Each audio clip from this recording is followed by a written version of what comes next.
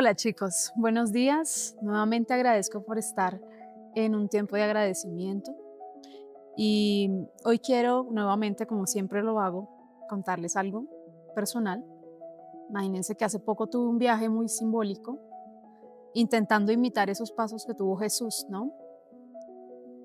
Y resulta que cuando llegué a ese lugar quedé como, no sé, tuve un sueño de repente, ¿no? O sea, yo estaba despierta, pero de repente entró como en mí el deseo de dormir, de quedarme dormida. No había podido dormir en toda la madrugada y cuando llegué a las 6 de la mañana entró un sueño en mí y pude soñar de que un hombre que no reconocí quién era, no recuerdo ahora su rostro, me decía: tu destino es vivir en los reinos de los cielos. Me pareció súper chévere este sueño porque uno toda la vida se está preguntando cuál es el propósito por el cual uno vino a la tierra, por qué nací, qué debo hacer estando aquí en la tierra, cuál es el sentido de mi vida. Y preciso, yo tuve ese sueño cuando menos me lo esperaba. Para entender ese sueño hay que empezar a desglosar sus partes. Entonces me hablaron de del reino de los cielos, ¿sí? Y para eso es importante explicar qué es un reino, o hacerle la pregunta a ustedes, ¿qué entienden por reino? El caso es que más allá de qué significa un reino, el caso es que un reino implica que hay un rey, reinando, gobernando. Todo puede ser un espacio físico o reino puede ser que implican unas personas, muchas personas, todo un pueblo que debe obedecer órdenes de un rey. O sea, pero todo se centra en que hay un rey gobernando con soberanía ese espacio. Luego de explicar qué es un reino, es importante entender qué es un rey y qué lo hace rey. Y resulta que lo que hace rey a un rey es que es soberano. ¿Y qué implica ser soberano? Implica que no tiene que preguntarle nada a nadie. Implica que no tiene que darle explicaciones a nadie, ni tiene que consultarle a nadie para venir a traer o a tomar decisiones o a empezar a hacer actividades o acciones sobre algo. Tomar decisiones sobre lo que va a pasar con alguien, con muchas personas, con lo que sea que esté gobernando. Eso implica ser un rey. Cuando me llegó este sueño, no pude evitar intentar hacer interpretaciones. Y bueno, cuando me gusta pensar, o la idea de pensar, de que fue Dios quien me envió ese sueño diciéndome mi propósito de vida, y cuando Dios le dice a uno que la razón por la cual vine a la tierra es para vivir en los reinos de los cielos, uno se imagina que va a ser algo súper glorioso, ¿no? En cuanto a terrenal, lo que uno tiene la idea de lo que es gloria en lo terrenal. Y uno cree que va a ser grandes cosas, cosas que espiritualmente son cosas realmente superficiales, ¿no? Que va a ser conocido por mucha gente o que va a impactar a muchas personas con la palabra de Dios, evangelizando en las calles, qué sé yo, no sé qué implica, no sé qué implica vivir en los reinos de los cielos. Pero empecé a interpretar ese sueño, empecé a interpretarlo y me vino la historia de José, el hijo de Jacob. Y es aquí donde nuevamente traje mi Biblia, la que le llamo mi Biblia Paila, porque es una Biblia que honra a Dios por su humildad, por su sencillez y porque tiene exactamente lo necesario, que es la palabra de Dios. Y quiero leerles el libro de Génesis, capítulo 39, del versículo 19 en adelante, la historia de cuando José, luego de que sus hermanos lo venden como esclavo, el caso es que termina en Egipto y es conocido por Potifar. Potifar es como el gobernador de Egipto en ese momento, quien gobierna prácticamente todo lo que hay en Egipto, todos los recursos, las personas, los esclavos de ese momento, que muchos eran israelitas. Y en esa historia resulta que José es probado o es tentado es tentado por la esposa de Potifar y resulta que a la esposa le empieza a gustar José y empieza a verlo así como musculosito, como chévere, le empieza a echar ojo, teniendo ella esposo, ¿no? Como José es un hombre correcto y que busca agradar a Dios, lo que hace José es empezar a rechazarla. Esto a ella no le gusta y empieza a hacer acusaciones falsas sobre José a Potifar, a su esposo, diciéndole que él había intentado como conquistarla, por así decirlo. Y eso no fue así.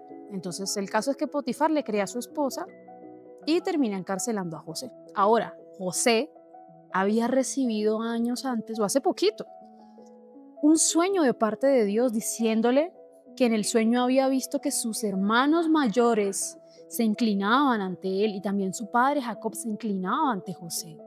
Eso no le gustó a los hermanos y por eso lo vendieron como esclavo. Pero miren ese sueño que le da a Dios, que prácticamente le está diciendo, wow, tú vas a ser glorioso, ¿sí? O te voy a dar mucho poder. ¿Qué puede interpretar él de ese sueño? Eso fue lo que interpretaron los hermanos. Él solamente lo dijo y los hermanos por eso como que le cogieron la mala, le cogieron envidia. Primero porque tenía más el amor de Jacob, de su papá, que los otros. Y también por ese sueño y como así que estás soñando eso, que estás intentando decir que nosotros te vamos a servir a ti y pues ellos eran los hermanos mayores. Eso no era muy común en esa época. El caso es que José recibe ese sueño y lo siguiente que pasa es que es esclavizado por sus propios hermanos en Egipto, lo acusan falsamente de cosas que él no hizo y termina en la cárcel. Y de la forma más común, humilde y más impensable, Dios ahí empezó a cumplir el sueño que le dio a José. Porque resulta que en ese sueño José pudo a la vez honrar a Dios en ese lugar tan horrible que debió ser la cárcel. Bueno, les voy a leer un pasaje que dice, pero aún en la cárcel Dios siguió ayudando a José y dándole muestras de su amor, pues hizo que el carcelero lo tratara bien. Y así el carcelero puso a José a cargo de todos los presos y de todos los trabajos que allí se hacían. El carcelero no tenía que vigilarlo porque Dios ayudaba a José y hacía que todo le saliera bien. Finalmente José empieza también a recibir gente en la cárcel, ¿no? Y llega el panadero y llega el copero del rey. Y ellos le dicen a José, ellos sabían que José interpretaba sueños. Y José les dijo, bueno, cuéntame el sueño y le contaron. Y el caso es que José les dijo, al panadero le dijo que lo iban a matar, que lo iban a colgar. Y efectivamente así fue. Y al copero le dijo, no, en 3 días te van a sacar y otra vez vas a volver a tu puesto de copero del rey. Pero le dijo, hey, acuérdate de mí cuando te saquen, háblale háblale al faraón sobre mí para que lo sacara de la cárcel. El copero obviamente salió y se olvidó por completo de José. Pero entonces, luego de que pasaron varios años, el faraón tuvo un sueño que no supo interpretar, el famoso sueño de las 7 vacas que estaban flacas y luego las otras 7 vacas, las 7 vacas gordas, creo que fue al revés, primero fueron las gordas y luego las flacas, y el faraón no supo interpretar, y el copero ahí fue cuando se acordó de la habilidad de José, que lo conoció estando en la cárcel. Y así fue como le habló al faraón sobre cómo José podría ayudarlo, y ahí fue cuando lo sacaron. Entonces fíjense que no fue como José se imaginó que iba a cumplir el sueño que tuvo cuando el sueño que tuvo que sus hermanos se postraban ante él. No fue así como, no fue de la forma que él pensaba. No fue de un momento a otro, tuvo que pasar por un proceso, tuvo que pasar por algo que fue impensable. Él nunca se imaginó que estando en la cárcel se iba a dar a conocer esa habilidad que él tenía de interpretar los sueños. Y por él haber interpretado el sueño del faraón y haber salvado a Egipto, por haber interpretado ese sueño, fue que le hicieron gobernador de Egipto.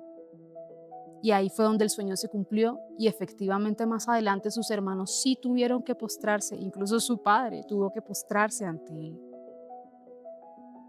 Entonces fíjense cómo José, desde la cárcel, desde la forma más humilde y la menos impensable, pudo honrar a Dios.